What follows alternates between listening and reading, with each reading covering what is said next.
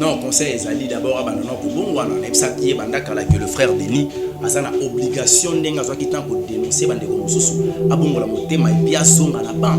Ba PC affermissement après avoir causé la affermi à l'équina baptême. Ba baptisé a commis nouveau né, a commis chrétien repenti. Voilà, moi c'est un pasteur. Maman c'est déjà pas frère pasteur c'est un pasteur. Na côté li manga mon abinoté na zo analyser. Oyo nyonso eza na mboka na droit nango. Mana za archi de Noé. Nia oligoro do ifona lukayo. Pour que na imprégner milliers na bino il faut na ya verbino. Pour na comprendre milliers na te ya bino pour boye panza. Objectif nanga liboso botika bakisi. Le frère Denis n'a jamais été révélé. C'est un frère parce que ça m'a ça passe temps. Tous les cas. Papa, bon mélange à torchon ma serviette. Le frère Denis, Azali païen religieux. Il détient la Bible, il se met devant le champ, mais c'est qu'un païen tout fait. Voilà pourquoi le fruit, il y a qui paganisme m'a dit comment on a dévoilé bino. Banane. Faux pasteur, faux évangéliste. Yazanan. À combien de niveau de banana ou rasson, tu peux imaginer. Yo tuninga question. Bi wera ye na eloko comme acoustique. Acoustique. Na lobi fo abunda. Pour génération ya bano ya matata. Mais bana ngoza banana. Bana wera. Presque wera aboti belé. Vérité, batwala nyonso bana. Voilà. Alors deuxièmement, wera kotika la paix éternalité. Denle ça kotika l'éternalité. Il y a toujours une génération mususu il y a qu'après génération mususu. Avant yo wera zala. Ba kofi bazalaki. Avant ba kofi bazala. Ba wema bazalaki. Avant ça ba taboulé bazalaki. Mais ba toi na ta bazana bomoy. Ba kozana même audience oyo bazalaki na ngote même ato sali effort. Ba Michael Jackson bazalaki. Mais ba tout peut pas bima après ba Kelly ba nan ba et bomi yote. Na lobi te ke yo sili. Na lobi ke wera bangi na nga. Na lobi boye. Bo s'adapter pe na culture ya lelo. Vous faites des rumba au biso to lingaka. Net ba comment passer na bisolé a so ta ko tanga Bible. Ba ko te biso be akomni ko sala ki sankara. Iferi asana batala na ye. Asana nzela na ye. Azabi na bato na yo ba lingaka ye ko te basa. Fali azabi na bato ba lingaka ye makasi basa. Bande ko ne ba ko séparate. Mais bandi na ba ko pexer. O monde wengeza compliqué. Lelo yo ko mo toucher maison mère. Ngana tindi mutu terre. Mais l'air banjo ina ba futi ba il m'a dit qu'il faut l'idée ça à s'impliquer là mais ça projet pour bien faire ça ndekowera olobi mabe otomo ipwan yeb sa place li yo otomboka na tindi mutu mais banjo ina ba futi ba otomboka zo inini ngapena na batuti ngapena na banyoka uzomona banyoka mais yo za nzoi ngapena na banyoka ti.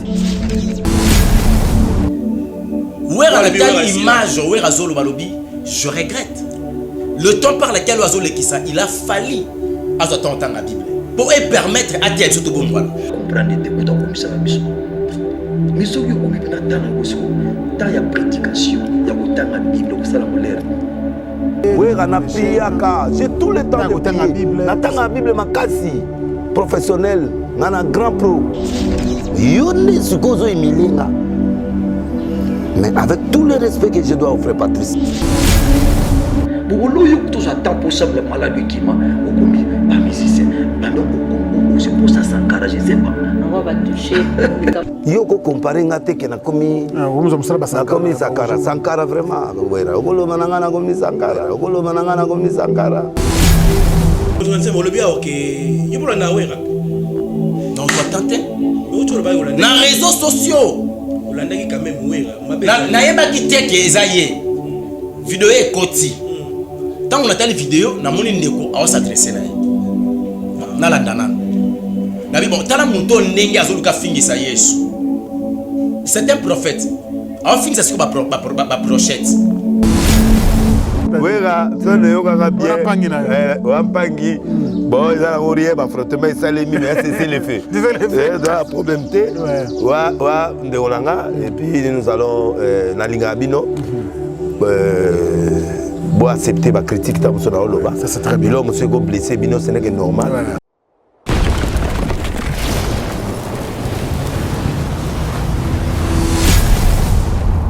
Chez Bissou Télévision, chaîne Oyo Ekokani na yo. Mbote, vous allez belé beaucoup l'émission Yo Police de Star, une émission d'analyse et critique. Nabanzi vous allez belé beaucoup l'émission Yo. Merci Nabana Katakokombe, merci Nabana Bandaka Mbujimai, Lubumbashi ne boko benga, merci mingi la confiance na bino. Merci Nabana Poto Mobimba. Merci beaucoup la confiance beaucoup ça la biso na chez Bissou Télévision, la chaîne qui vous ressemble.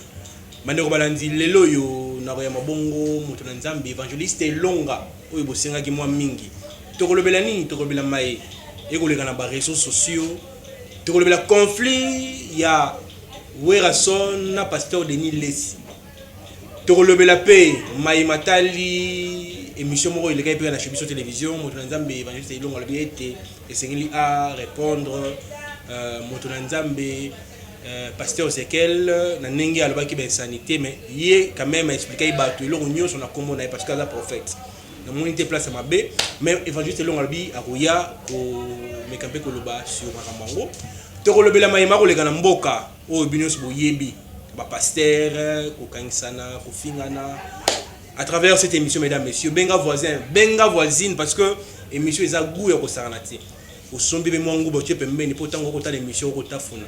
Merci beaucoup. Merci à ma sponsor, on a biso, hein. On a fait une mbote belé. Moto Nzambe, on a fait une mbote.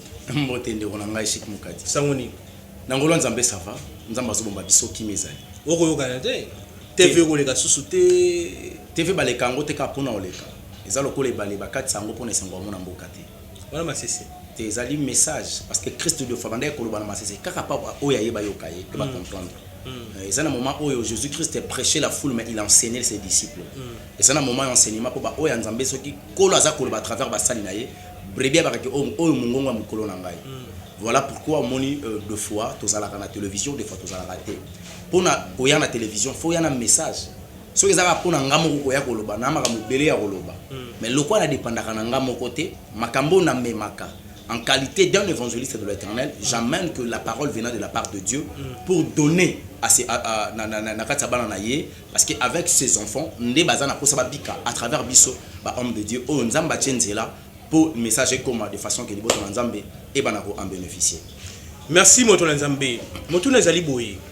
Le lot tomoni pasteur Denis Lesi. Tomoni pasteur Denis Lesi a défendre les musiciens a commis Sankara. Les musiciens qui ont album Ekobima, qui ont musiciens koleka, na mainion sur les réseaux sociaux. En tant que loin de Dieu, en tant que moussal évangéliste, il repère ses conseils. Non, conseil ezali d'abord abandonner ko bongwana na ebsaki bandaka la que le frère Denis a sa obligation ndenga zo kitan ko dénoncer bande ko mususu abongola motema et puis azonga na ban ba PC affermissement après avoir causé la affermi à l'équina baptême, baptisé, a commis nouveau-né, a commis chrétien repenti. Parce que jusqu'à preuve du contraire, c'est un païen religieux. Mon toit a mon pagan au Makendaka église. Mon toit a mon pagan au Masimbaka Biblia en Nzambé.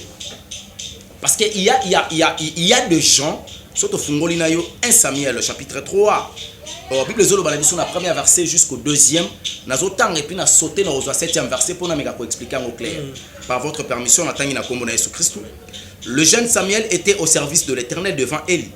Point. Ah ouais, le jeune Samuel, Bible lobi, azala qui déjà na katia mosala nzambe. Dans la katia tempelo, pembeni les sacrificateurs Élie. La parole de l'Éternel était rare à ces temps-là. La vision n'était pas fréquente. 2. En ce même temps, Élie commençait à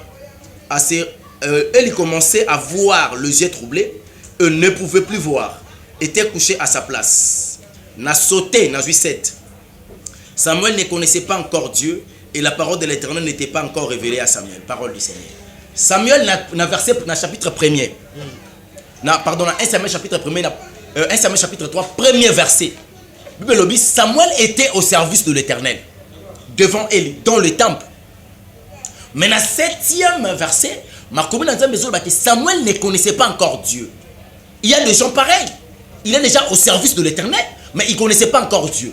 Qu'est-ce qui faisait que Samuel avait embêté? Ma commune que la parole de l'Éternel n'était pas encore révélée à Samuel. Il y a des gens pareils. Le frère Denis n'a jamais été révélé. C'est un frère. Parce que Samuel a un passe-temps.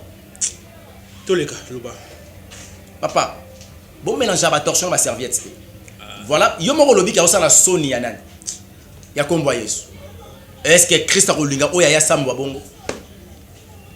Nzamba longola qualité za nkatsa mutu te, peu importe mabe mutu nzamba tikana ba qualité. Wana Bible ni. Tozo exemple à Satan. Qualité na yelo la ange de lumière ezalaka. Si. Yo otanga livre de Bible. Le frère Denis, Azali païen religieux. Il détient la Bible. Il se met devant le champ, mais c'est un païen tout fait. Voilà pourquoi le fruit, il y a qui paganisme bandi comme on a. Pas dévoiler bino. Banan. Faux pasteur, faux évangéliste. Ya zanan. Ya ndimina ya zanan. À combien de niveau de banana ou rason, tu peux imaginer. Ouais, à la image, ouais, Razolo Balobi, je regrette. Le temps par lequel Razolo Kissa, il a fallu à la Bible pour permettre à Théa de Bongwana. Oui, on a posé Nekodeni à Bongolae, à Yambise Yesu. Ce qu'il y a qui a remis porte-parole, il y a musicien mondain. Voilà le rôle d'un sataniste. Il fait la propagande et il fait l'évangélisation satanique. Il permet à Lucifer, à Satan, à avoir espace dans ma toya bat. D'office aussi nga bandeko bo consommer plus ndeko wana batu balandaka yesiko soit disant na église comme bâtiment, pas église comme la famille de Dieu. Mutu balandaka yo wana papa Satan azana batu mandata apesa bango mandat et balati bilamba ya meme bayina au sein de l'église conformément à Matthieu chapitre 7 15e verset babimi lokola ba brebis. Mais en réalité, au balatu nous a posé même quatre sinabango, ce sont des loups ravisseurs. Ils sont là pour la destruction de l'église de Dieu. Mais ils ont du mal parce que l'église par laquelle Bazou Kabasimba, en réalité, il y a un mari qu'on appelle Jésus-Christ de Nazareth, le roi du Congo. Mais mon frère, le bien ok, je peux l'en non, tu as tenté. Mais où tu le bail au dans les réseaux sociaux. Au Landa qui quand même oué. Na yeba ki teke ezaye. Vidéo est koti. Quand on a telle vidéo, na moni ndeko a s'adresser na ye. Na landanan. Na bi bon, tala muto ndenge azoluka fingisa Yesu. C'est un prophète. A fingisa siko ba prophète. Ami benga évêque. Azé évêque ba pagano. Toi azé ba chrétien. Ce sont de bêtises. Les antivaleurs au sein de l'église. Voilà pourquoi moni biso ko la tindaki biso. Bato ajar wana to meka ko exposer bango. Qui ça le peuple de Dieu qui est monté Bozolanda en même vers l'enfer. Ceux qui vont continuer beaucoup d'aller faire. Le quoi il y a boy qui se repentir. To chanzela. Il y a qui to kangi boto nzambe. Et surtout que je suis un évangéliste. Nazana mission à Rokendeko évangéliser. Ça signifie annoncer la bonne nouvelle, récupérer le brebis perdu de la maison d'Israël. Bazonga na kati ya bergerie na bango parce que leur berger est là. Azan a besoin na bango. Il m'a mandaté. Mais Denis les sazo sala o baloba la Bible nena yoka ni selon Denis les salobi somo ni mutaro mela diamba yope bana mela diamba na yelongo Bible tinda biso bokoti ye wana Denis les nda koloba beaucoup même moral na mutabangi parce que au monter ce qu'on a bangi ce qu'on était là yo moko te ozala ya kuti abi ya as âge de Noé ye ikota ka partir ikota ba musicien ikota ka nyo son akati. Mais à quoi ça nzambe autrement yo ni ça le roi bino ça yo zali au lobby émission ils ali analyse et critique mais qu'est-ce que ça analyse ko critiquer non té évangélisation ou part de l'église avec place ni l'émission ya wana sala kinande ko Franck c'était mal si je m'abuse pas ngam na ko tuna mitonati utune za ngai tozo échanger au lobby za analyse et critique bon faut ka yo tuna to ça l'analyse la part de l'église ezaki wapi. Où est l'édification de l'église dans le message? Je suis Christ de Nazareth, le roi du Congo, mon maître. À toi qui parle côté ni. Tant à l'obéi fait ce qui fait, ce qui a assis là, Jubel, ce qui a assis là, Nani, comme le Wera assis là. Ce que ceux qui ba musicien ba porte-parole bango ba sangé lié. Ba le ba télémiselaye moto. Non, le frère, le moment est arrivé, frère Fabongwana. Il nous a aidés. En réalité, il nous a aidés à c'est du paganisme lié. Mais apparemment, il y a un évangile qui a dénoncé. On y a mingi, tu as un ministère évangélique. Moussa na biso tala papa, il y a 5 ministères. Biso Moussa les alliés, toke na première ligne de bataille. Kokende ko récupérer ba brebis pour l'évangélisation, to ko évangéliser bango, to récupérer bango ba bimananzela ya libunga. Yango moniko la pesi biso force ya ko dénoncer. Nous avons la puissance et le miracle. Ba dénoncer bino bokanisi. Ba dénoncer biso. Ba zira mabe on etinga boluka. Na torche. Boyeka na satana, na okene boy. Akebe na kangi yo satan ye. Boy na torche. Bakoluka mabe na torche molimo santa ko permettre jamais na koisama pour le satana soit gloire. Non c'est là-bas dénoncer. Sokinde obandi ko kende ko simba bana nanga okangisi. Et le on a droit au ça le volonté. Donc côté wana na longwe na droit. Ozali moto na nzambe. Violer mona nanga na za na droit ya biso nzamba pambola yo. Okokoma na makala ko blagueter. Ce qu'on finit à cause de l'évangile, à comprendre que ça c'est l'esprit par lequel est possédé, des personnes courage à insulter. Et d'office, on a pouvoir, on a autorité spirituelle dans la malédiction. Donc on a aussi beauté parce que vous avez déjà maudit. Je sais, tu seras frappé par la malédiction. Si on a un symbole dans la mon maître Jésus-Christ de Nazareth, à l'obaki na biso ba finga biso parce que yenze ta mobeso ba boke la kesoi ngelonga na vous allez parler na nini. C'est comme si bino yondo za malamu parfait ko le kabasa. Gloire à Dieu parce que zo tatola yango. Ko na lobi na lobeli na yo kaka. Ndenge yo sala analyse. Ya on a pas mboli nzamba. Ngana lobi bongo te mdezo mbisa. Ndenge mona ke yo kana nzamba pambolo frère. Nzamba pambola parce que zo lo makambo oyo za na maîtrise nango. Ko la pambola yo. Oh ki mama malamu. Okota to la nzambe bongo. Batuna ka Jésus yonde mokonze ba yuda abana mamoni. Olobi yango. Mais si quoi, ça a bien nini évangéliste a dénoncé bateau parce que et ça monte à ma baie et ça monte ok monte pas côté monte on n'a pas bon les monter quand au bon côté à Mozambique faut dénoncer la TV côté à Mozambique aya culte mugoni pananga il est archipape évêque général il y a ça mon évêque nyonso lelo évêque porte-parole à musicien mondain. Oh, il a fallu qu'avancer auprès de ses frères. Athée à évangile de façon que la grâce et le nom par laquelle nous avons passé des Korana, Aïssa les langues sur la bonne zambé. Atombo là-bas, c'était ma tombo là, yes. Bible Zolo Banadiso, ne te laisse pas vaincre par le mal, mais surmonter le mal par le bien. Et il laisse surmonter le mal par le bien, t'es à se laisser vaincu par le mal. Bon, si quoi, bah si nous avons poto identifier si quoi. Bato na nzambe ya mabena ya malamu parce que to ko ibati basi nyango ezani poto keneka malamu po to lembi bino nyonso mutaya boy asiko tama malamu te mutama be to dénoncer siko yo finalement to ndimela bana to c'est la nani po boko ndima pe mutu te bakulu tuna biso bakota na kati ya libunga basi batika nzambe problème ezake batambo ezana ebele ba bandaki na nzambe.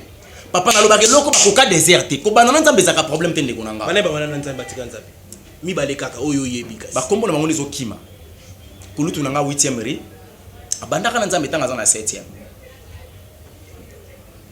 et puis pasteur Mutombo je pense et puis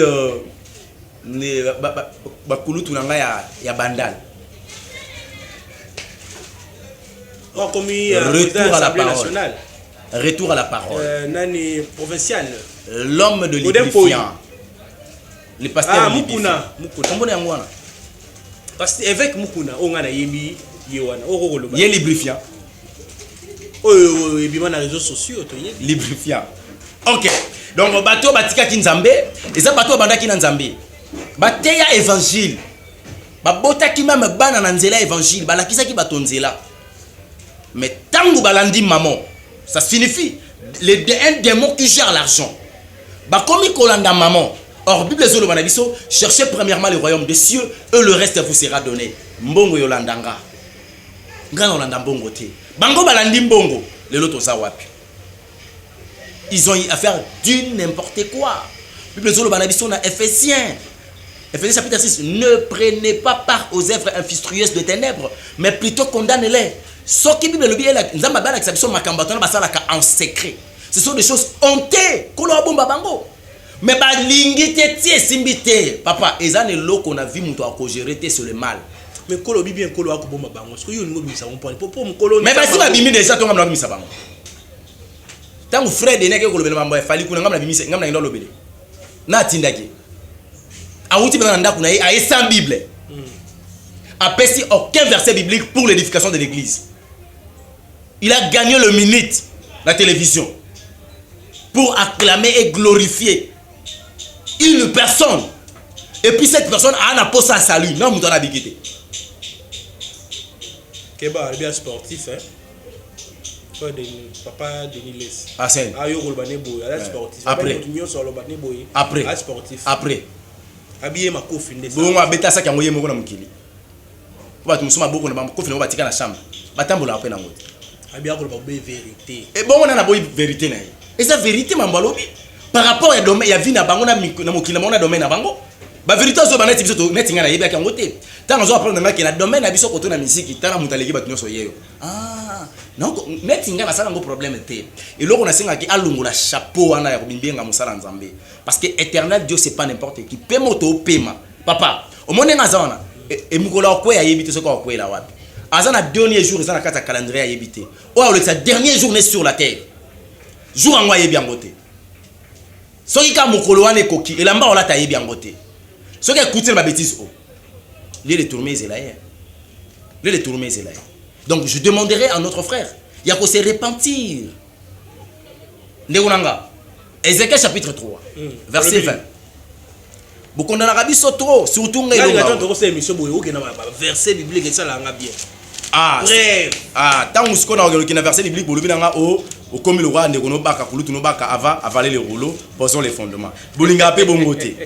On doit poser toujours les fondements parce que les fondements c'est la parole. Tous les cas. Et toujours c'est Ézéchiel papa. Ézéchiel ça koloba na biso boy. Ézéchiel chapitre 3.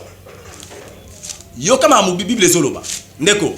Moto akosa yo te. Na boye elonga zo problème. Verset 20. Si un homme juste se détourne de sa justice et fait ce qui est mal, je mettrai un piège devant lui et il mourra. Parce que tu ne l'as pas averti. Il mourra dans son péché. On ne parlera plus de la justice qu'il a pratiquée et je te demanderai son sang. Kola lobini. Ce qui est un homme juste, motona sembo moko, a tiki justice. Il s'est détourné de sa justice. Après si justice, tu peux si nzambe mo Congo. Nzambe bi yemo mto les pièges. Mutana okwa na piège puis akufa. Et ba kotika na su kolobela jubola mo atika ko sala sur la terre. Lokola ngai évangéliste elonga na mission ko la pesinga na lobela kinde ko wana te likambo sa les amabe. Wana zanzela libungi. Soka kufi makila na inkolo otunanga. Mais soki na 8 ans ya kolobela ye. Ndenge lobi na Ézéchiel chapitre 3 verset 17, il y aura 17. Fils de l'homme, je t'ai établi comme sentinelle sur la maison d'Israël. Tu écouteras ma parole qui sortira de ma bouche et tu les avertiras de ma part. Yoka 18. Quand je dirai aux méchants, tu mourras. Si tu ne l'avertis pas, si tu ne les parles pas pour détourner le méchant de sa mauvaise voie et pour lui sauver la vie, ce méchant mourra dans son iniquité et je te demanderai son sang. Mais si tu avertis le méchant, 19, et qu'il ne se détourne pas de sa méchanceté et de ses mauvaises voies, il mourra dans son iniquité et toi, tu sauveras ton âme. Yango moni musala to salade.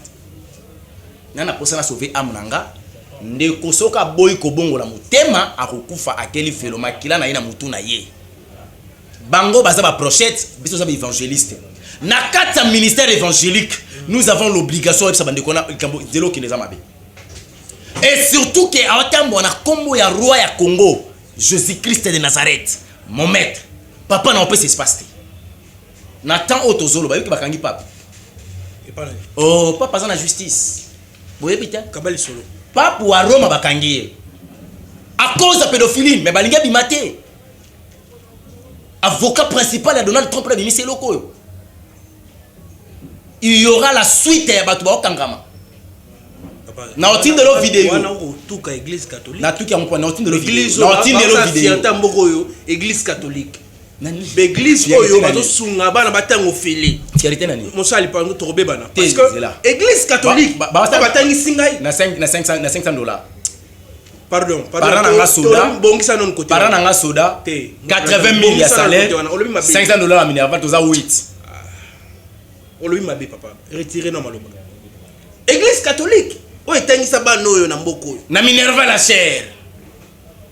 Bana batangi na etelo ya motuya. Chrétien. Toko sana lingala na biso po. Toke malamu mingi. Olingi lingala ya bakanza. Na pesa ngo valeur parce que ça monoko na ngai. Na etonga na bino ba chrétien. Nini bo sala ya malonga. Tango ko tuka église catholique. Toté lo banzambe ya malonga.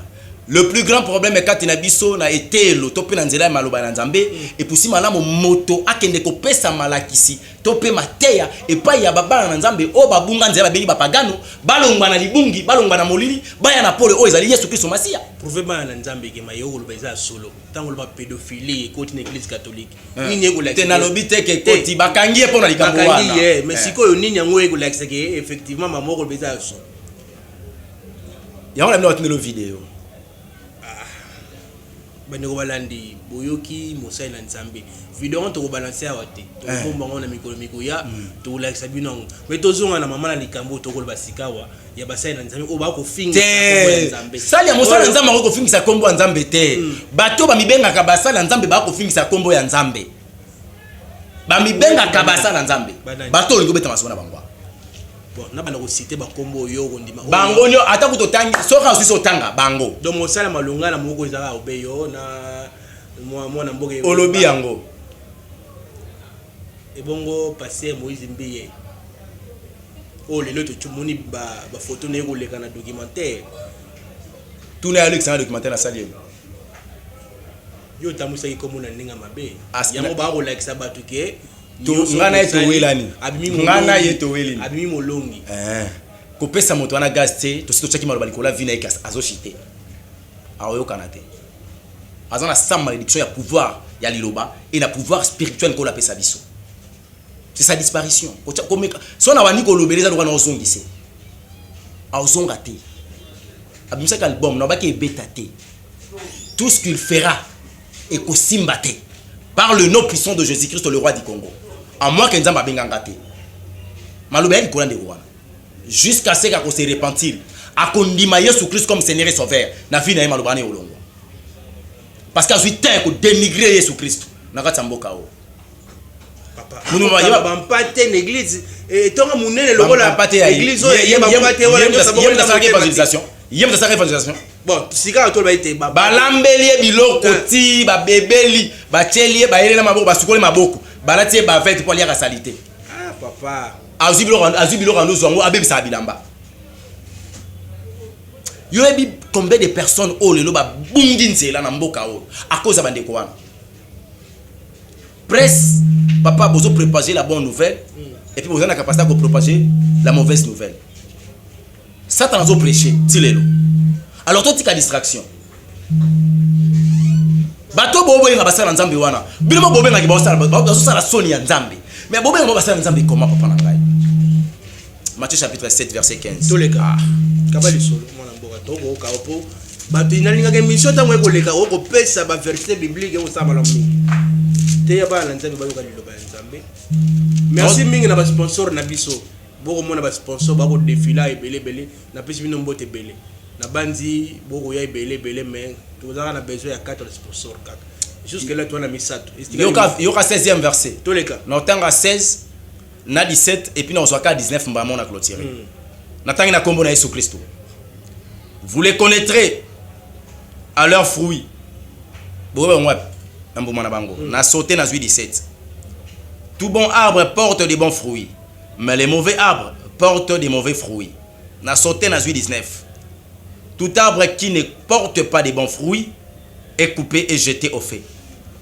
Parole du Seigneur. Tokoyeba nzete na mbuma nango. Nzete ya mabe awabimisa mbuma mabe, nzete ya malamu awabimisa mbuma malamu. Nzete mokote ya malamu akobimisa mbuma ya mabe, nzete mokote ya mabe ekobimisa mbuma ya malamu. ce que bambumo et tozo mona lelo eza nzeteni Yesu Christu na bomoy azali nzete ya bomoy Jésus Christ de Nazareth azali liziba na bomoy ndeko nanga yoka likambo yo eza révélation mon maître avant qu'il descende sur la terre Yohana Mati likolo afandi pembeni na tata azwa révélation il y a un vieillard alobi eza na buku moko eza ya bomoy kufese koti na mokili kufese koti na Congo kufese koti na kati évangile mais eza na buku moko ya bomoy ezosenga moto moko afungola papa tango na tali na lobi te na benga Mikael pamba tie mutakitaka satana na mabele na bina mika kitamoke tata fungola buka bomoy oyo po tozana posa lobiko Mikael ayebisinga bi elonga na bisolukela nga motomboki na bwaka ena se mais makasi na mpifo ya kofungola livre de vie na nangote na bite na kende ko benga les 4 êtres vivants le quoi bakapemena tata anebisa bango afungola ngo na lobeli bango ayebisinga elonga tozaona makasi pona kopesa yini limemia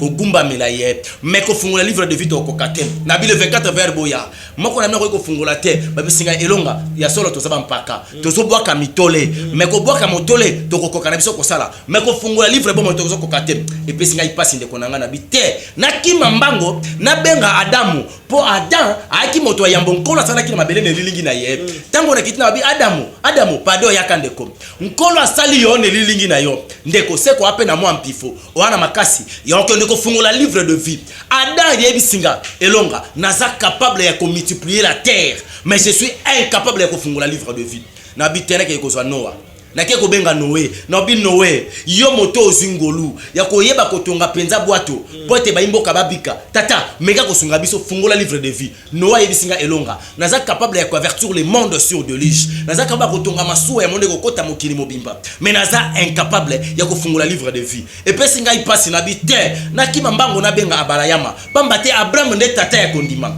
na bi Abraham c'est toi le père de la foi tata sunga biso na nzela kondima na yo fungola livre de vie Abraham ayebisinga naza capable ya kofanda kozela Isaac tina âge à 100 ans mais naza incapable ya kofungola livre de vie na sili mayele na bina kimambango na benga bakulutu na ke ko benga Moïse na lobi c'est toi qui avais reçu le 10 commandements yonde mozo ki livre le livre de la loi papa yaka kofungola ozali buku ya bomoy yoka maloba oyo Moïse azoki selanga abi elonga naza capable ya kokuta na Pharaon ya koisa Pharaon ya fungola bale Israël leka mais naza incapable de fungola livre de vie na kimimbango na bengi Elia na bi Eli kitatata sunga biso na likamboyo to na posa moto kofungola livre ya bomoy Elia zo yebisanga elonga je suis capable otiela ngai moto obengela nga kono police mai tango na kubwaka moto okomona ke moto ekopela et ko permettre ba prophète bale ba kweya mais naza na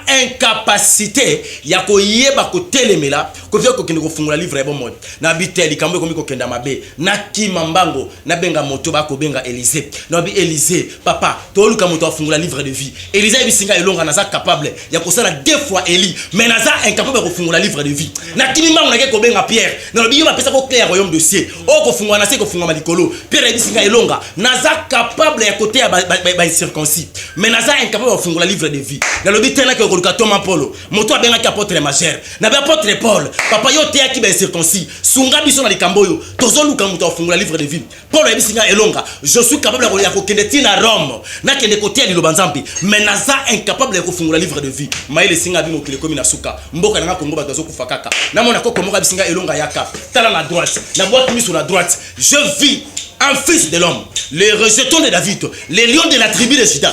Il s'est levé, il m'a dit, Elonga, maintenant là je suis là, moi j'ai la possibilité, la capacité, Yakoyeba Kofungo la livre de vie, afin que les Congos soient sauvés, afin que les Congolais soient sauvés, afin que le monde soit sauvé. À travers Jésus-Christ de Nazareth, nous sommes sauvés. N'est-ce pas moto, on a porter parole à musicien. Bola tise lamba basa nanzam. Tant vous avez moto sali et le koyo, wuta likolo, na mabele. Merci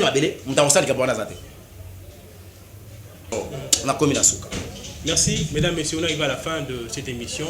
Merci pour votre fidélité, merci pour votre confiance. Na sepeli comme on a été sentir que vous avez belé vous sepeli une émission yo ce que vous sepeli nango beaucoup de biso numéro la biso Izawana et numéro évangéliste Izawana pembeni to mekampe ko banela sous et puis pasteur moka lobaka wa photo ya bolekisa ngobo Alabani. congolais mo to kota lola. Ah, je connais la vidéo. Yende mutali boso akeli felo. Bible zolo bana biso, vous devez beaucoup prier pour votre pays car votre bénédiction en dépend. Na pouvoir spirituel ni na loi na principe spirituel ni nezo ebise ke congolais mo to akeli lola. Tanga zolo ba ke congolais mo côté a okende lola parce que toza basumuki. Musani ya sa sali po congolais ngwa musumuki. Batina ke na mission pa basumuki po bongolisa bango. Voilà, jara bato, bo lekisa bango kapo. Soto lobby auto thème ba loin. Ba loin de été bo ben ba loin. Ou pas gano. Merci beaucoup mesdames, messieurs. On est arrivé à la fin. On se retrouve prochainement. Bye.